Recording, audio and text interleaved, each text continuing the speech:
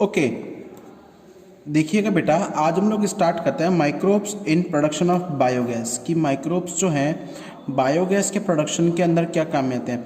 अच्छा, बायोगैस की अगर हम लोग बात करें तो बायोगैस क्या है, मिक्सचर है किसका, CH4 plus CO2 plus H2S plus N2। ठीक है, CH4 कितना रेशो होता है, 55 to 60% तो होता है ये CH4, 30 to 35% होती है आपकी क्या, CO2, और रिमेनिंग जो ट्रेस अमाउंट में होता है क्या होता है, H2S हाइड्रोजन सल्फाइड और नाइट्रोजन गैस होती है। देखो लिखा हुआ होगा biogas is a mixture of, biogas जो है वो एक मिक्सचर है ऑफ गैसेस कंटेनिंग प्रीडोमिनेंटली होता है मुख्य रूप से, प्रीडोमिनेंटली क्या होता है मुख्य रूप से, methane produced by the microbial activity, जो कि किससे प्रोड्यूस हो रही है, माइक्रोबियल एक्टिविटी से, and which may be used as a fuel, जिसे किस में काम में लिया जा रहा है, फ्यूल की तरह काम में लिया जा रहा है। You have learn that the microbes, आपने पढ़ रखा है कि microbe produce different type of gaseous and product, कि माइक्रोब्स जो हैं बहुत सारे एंड प्रोडक्ट होते हैं बेटा, अंतिम उत्पाद, भाई किसी भी रिएक्शन का प्रोडक्ट, लास्ट प्रोडक्ट क्या होता है, एंड प्रोडक्ट, किसी भी रिएक्शन का लास्ट प्रोडक्ट क्या होता है, उसका एंड प्रोडक्ट। ठीक है, ठीक है, एंड प्रोडक्ट की बात करें। ड्यूरिंग ग्रोथ एंड मेटाबॉलिज्म, भाई किसके दौरान, अपनी ग्रोथ के दौरान और उपापचय क्रियाओं के दौरान। This type of gas product, अब ये टाइप की जो गैस है प्रोड्यूस डिपेंड, अब वो हो तो रही है depend upon the microbes and organic substrate by the utilize. Biogas का जो प्रोडक्शन है वो किसके ऊपर डिपेंड कर रहा है, माइक्रोब्स के ऊपर डिपेंड कर रहा है, और उन मटेरियल के ऊपर डिपेंड कर रहा है जिसको वो लोग काम में ले रहे हैं। ठीक है ना, इन एग्जाम्पल, अब सिटीज़ की, हाँ इन एग्जाम्पल, अगर हम लोग एग्जाम्पल की बात करें, cities relation to fermentation of dough, cities में अगर हम लोग cited in the relation of fermentation of dough, भाई डो क्या होता है, गुथा हुआ आटा। ठीक है, cheese making and production of beverages, the main gas produce was CO2। भाई फर्मेंटेशन के दौरान जो मेन गैस निकल रही थी वो कौन सी थी, CO2। याद रखना ये वाला पॉइंट बहुत इंपॉर्टेंट है। However, certain bacteria which grow anaerobically, anaerobically मतलब एब्सेंस ऑफ O2, ऑक्सीजन की एब्सेंस में। ठीक है, absence of O2 on cellulosic material, जो सेलुलोजिक मटेरियल के ऊपर ग्रो कर रहे हैं, produce large amount of methane, बहुत बड़े amount of methane along with CO2 and H2। ठीक है, these bacteria are collectively called methanogens. आई बात समझ में, मीथेनोजेंस का दूसरा नाम होता है बेटा methane producing bacteria, methane producing bacteria. ठीक है, and one such common bacterium, और उसका जो कॉमन बैक्टीरियम है वो कौन सा है, मिथेनोबैक्टीरियम। कौन सा है, मिथेनोबैक्टीरियम। ठीक है, कौन सा है, methanobacterium. Okay, these bacteria are commonly found in anaerobic sludge. अब अच्छा, एनारोबिक स्लज बेटा जो आप लोग सीवेज ट्रीटमेंट में आपने किया था, सेकेंडरी ट्रीटमेंट में जो एनारोबिक स्लज बना था उसमें ये कॉमनली पाए जाते हैं। अच्छा, these bacteria are also present in the rumen. Rumen क्या है आप लोगों का, पार्ट है कैटल के स्टमक का, किसके स्टमक का, कैटल यानी कि मवेशियों के स्टमक का पार्ट है। A lot of cellulosic material present in the food of cattle is also present in the rumen. ठीक है ना। अच्छा, कैटल में का जो फूड है जिसमें स्टोर, अब वो हमें पता है पशु घास फूस खा रहे हैं तो उसमें सेलुलोज है, वो सेलुलोज भी जाकर कहाँ कलेक्ट हो रहा है, रूमेन में जाके कलेक्ट हो रहा है। कहाँ कलेक्ट हो रहा है, रूमेन में जाके कलेक्ट हो रहा है। ठीक है, इन रूमेन, अब रूमेन में these bacteria help in breakdown of cellulose, ये बैक्टीरिया काम क्या करता है, सेलुलोज को तोड़ता है, and play important role in nutrition of cattle. ठीक है, कि इंपॉर्टेंट रोल प्ले करता है किसमें, कैटल के न्यूट्रिशन के दौरान, कैटल के न्यूट्रिशन के दौरान। ठीक है, ठीक है बेटा। ओके, अब आगे देखिएगा क्या कह रहा है ये। हाँ, do you think we human being are able to digest of cellulosic present in our body. No, answer आएगा no, because we don't have cellulase enzyme, we don't have cellulase enzyme because cellulase enzyme is required for the breakdown of cellulose material। ठीक है, thus excreta dung, इसलिए जो आवश्य क्या है कि जो excreta यानी कि जो वेस्ट है, dung यानी कि गोबर of cattle commonly called गोबर is rich in this bacteria, उसमें भी बेटा ये बैक्टीरियाज होते हैं। ठीक है, ड्यूरिंग, हाँ, dung can be used for the generation of biogas commonly called gobar gas. अच्छा, गोबर को आप लोग यूज में लेते हो इसलिए इसी गैस को आप लोग बायोगैस और गोबर गैस भी बोलते हो। The biogas plant consist of concrete. अच्छा, अब ये प्लांट की बात कर रहे हैं, कॉन्क्रीट का एक टैंक है, सीमेंट और कॉन्क्रीट का टैंक है, 10 से 15 फीट गहरा है, इन विच बायो वेस्ट आर कलेक्टेड, जिसमें बायो वेस्ट जो कलेक्ट किया जाता है, एंड ए स्लरी, स्लरी होता है बेटा घोल, स्लरी क्या है, घोल है, स्लरी क्या है, घोल है, ठीक है, हाँ, ऑफ डंग इज फीड, अब उसमें स्लरी को डाला जाता है, ओके। आगे क्या कह रहे हैं, फ्लोटिंग कवर, फ्लोटिंग होता है बेटा तैरने वाला कवर होता है, देखो ये डायग्राम दिखाया हुआ है, ठीक है, ये टैंक है, इसमें इनलेट जो है वो डंग और वाटर की जो उसको आप लोग क्या बोलते हो, स्लरी, क्या बोलते हो, स्लरी, ठीक है, उसको हम लोग क्या बोलते हैं, स्लरी, ओके ओके, क्लियर है ना, ओके। आगे बढ़ते हैं, देखो, प्लेस्ड ओवर, उसको रखा जाता है ओवर द स्लरी, स्लरी के ऊपर, which keep on raising the gas produce in the tank due to microbial activity. अच्छा, इसके ऊपर गैस टैंक रखा जाता है, होल्डर है, गैस होल्डर देखो ये दिखाई दे रहा है, जिसमें जाके गैस कलेक्ट होगी, तो ये कब फैलेगा, ये फैलेगा जब उसमें गैस बननी स्टार्ट हो जाएगी, ठीक है, ऊपर की तरफ उठेगा।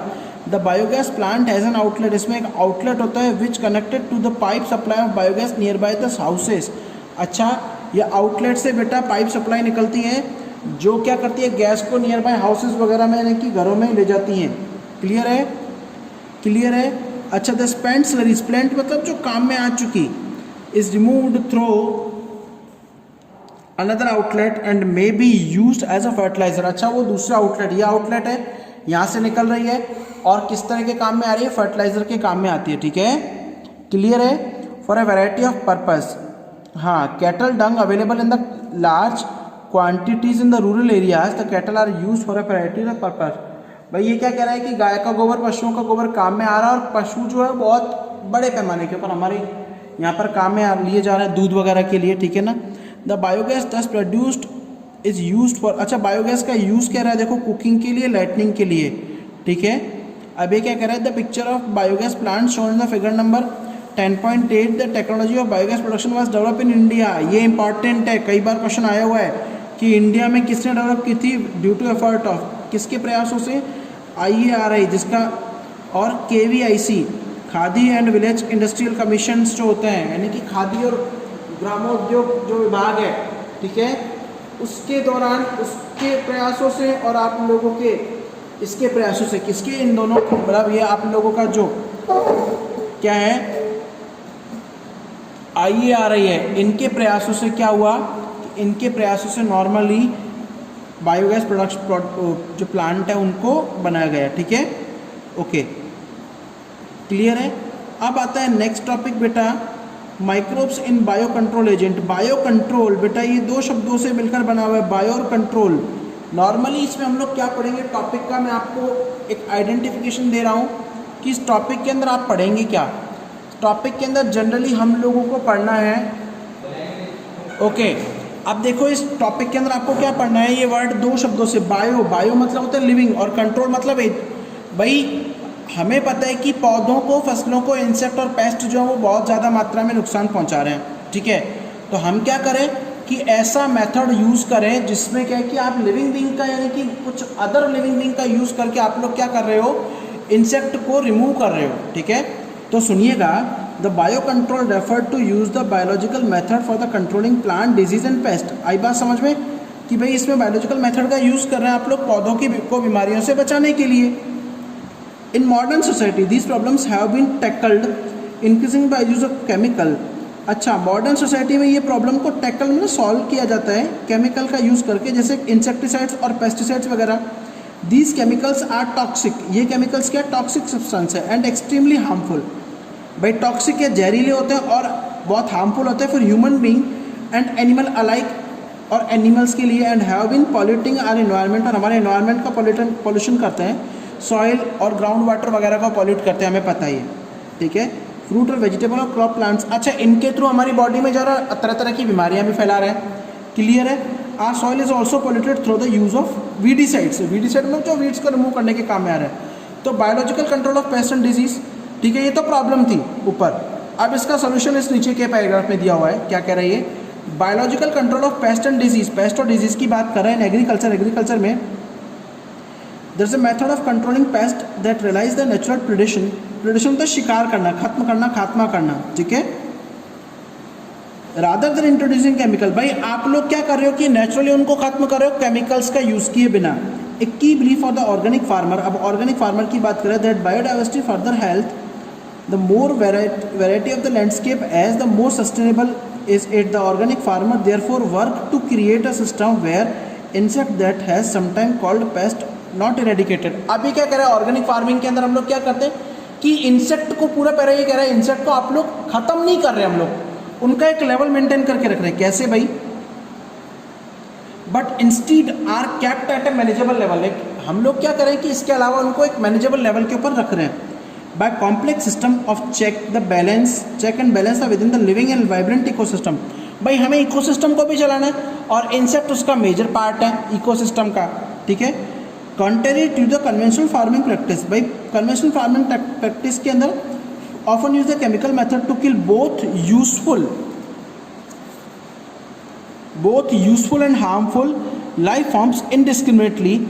This is a holistic approach. Holistic होता है बेटा मेजर एप्लीकेबल, ठीक है, that seeks to develop and understanding the web of interaction between the myriads of organism and constitute the field for and for, ठीक है।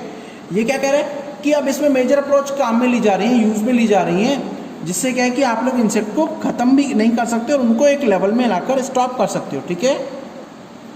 The organic farmer hold the view that the eradication of the creatures that are often described as a pest is not only possible but also undesirable, ठीक है। For without them the beneficial predatory parasitic insect which depend on them food or host। अच्छा ये पता क्या कह रहे हैं कि अगर आप लोग उन इंसेक्ट को हम लोग किल कर देंगे तो जो उनके ऊपर डिपेंडेबल फूड दूसरे इंसेक्ट वगैरह हैं वो क्या है वो भी मर जाएंगे और आपकी जो फूड चेन है वो डिस्टर्ब हो जाएगी, ठीक है। Thus the use of biocontrol measures is greatly, अच्छा इसीलिए अब ये प्रॉब्लम्स आ रही है, इसीलिए जो बायो कंट्रोल मीज़र है उसको वो रिड्यूस करता है dependence of toxic chemical and pesticides, ठीक है ना। भाई हम लोग जो टॉक्सिक केमिकल और पेस्टिसाइड्स के ऊपर डिपेंडेबल थे उसको वो कम कर रहा है, okay. An important part of biological farming approach is to become familiar with the various life forms that inhibit in the field predators as well as pest life cycles pattern of feeding, ठीक है। अब ये क्या कह रहे हैं इसमें example दे रहा है, देखो इस वाले पैराग्राफ से क्या एग्जाम्पल है। A very familiar beetle, beetle क्या होता है? ऐसे वो होते हैं भंवरे जिनमें रेड और वो मार्किंग होती है ब्लैक मार्किंग, ठीक है। लेडी बर्ड और ड्रैगन फ्लाई दो होते हैं। आर यूजफुल, वो काम में आ रहे टू गेट रिड ऑफ होता है छुटकारा पाना। अफाइड्स एंड मॉस्किटो, जो लेडी बर्ड है वो तो अफाइड को खाती है और जो मॉस्किटोज को कौन खाता है? Dragonflies. दूसरा सुनिएगा, an example of microbial bio control agent that can be introduced in order to control the butterfly caterpillars, ठीक है। ये इंपॉर्टेंट है बेटा, इसको मैं स्टार बना के बता रहा हूँ। सुनिएगा कि भाई मॉस्किटोज वगैरह को या अदर इंसेक्ट को, बटरफ्लाई के लार्वा वगैरह को, कैटरपिलर को कौन खत्म कर रहा है? बेसिलस thuringiensis बैक्टीरिया है। हालांकि चैप्टर नंबर 12 के अंदर हम लोग इसे डिटेल में पढ़ेंगे, okay. These are available in sachet, sachet होता है बेटा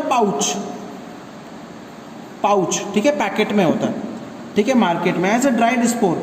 अब ये इसकी प्रोसेसिंग बता रहा है भाई किस तरीके से काम में रहते हैं। इनको मिक्स किया पानी के साथ में और स्प्रे कर दिया, छिड़काव कर दिया ऑन टू वल्नरेबल होता है बेटा, कीमती प्लांट है, जैसे आपके ब्रेसिका है, फ्रूट ट्रीज वगैरह है, भाई इनके ऊपर कीड़े बहुत जल्दी लगते हैं, उनके ऊपर हमने छिड़काव कर दिया तो वहाँ क्या करेंगे, अब जैसे छिड़काव किया तो इंसेक्ट का लार्वा से खाएगा, eaten by the insect larva and the gut of larva the toxin. अब उस इंसेक्ट की जो मिडगट एलिमेंट्री कैनाल है उसमें टॉक्सिन रिलीज कर देंगे और करने के बाद बैक्टीरियल डिजीज जो विल किल। अब वो बैक्टीरियल डिजीज जो है वो क्या करती है, वो इसको कैटरपिलर को किल कर देगी, ओके। अब देखो ये क्या करेगा, उसको लार्वा को किल कर देगा, but larva of other insect is unharmed. ये क्या है कि इसका ड्रॉबैक है भाई, उस इंसेक्ट का तो हो जाएगा लेकिन दूसरे का अनहार्म हो जाएगा because of the development of method of genetic engineering. अब क्या करें कि इसका दूसरा मेथड भी यूज़ कर सकते हैं हम लोग, जेनेटिक इंजीनियरिंग का यूज़ करके उस जीन को इंसर्ट करा दो प्लांट में और इससे पौधे बनाए भी हैं, बीटी कॉटन वगैरह इसके एग्जाम्पल है। हालांकि चैप्टर नंबर 12 में देखो पढ़ोगे लिखा हुआ है इसमें। फिर ये इंपॉर्टेंट है, कई बार क्वेश्चन आता है फिल इन द ब्लैंक्स में और मैच द फॉलोइंग में, मैंने स्टार बनाया। A biological control being develop for the use of treatment of plant because, अच्छा फंजाई कौन सी है? Trichoderma species are free living. Trichoderma क्या है? फ्री लिविंग है, जो रूट कॉमन रूट इकोसिस्टम में होती है, ठीक है ना। ये इफेक्टिव है बायो कंट्रोल एजेंट कुछ प्लांट पैथोजन के लिए।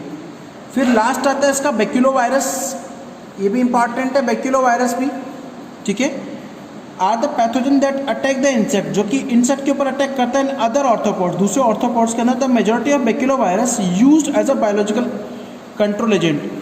भाई बैक्यूलोवायरस के बहुत सारे एजेंट हैं जो कि बायोलॉजिकल कंट्रोल एजेंट की तरह काम में आ रहे हैं। आर इन, अब वो किस जीनस से बिलोंग करते हैं? न्यूक्लियो पॉलीहेड्रोवायरस, ठीक है, याद रखना इनका जीनस कौन सा है, nucleopolyhedrovirus. These virus are excellent candidate, ये मेजर कैंडिडेट होते हैं फॉर द स्पीशीज स्पेसिफिक।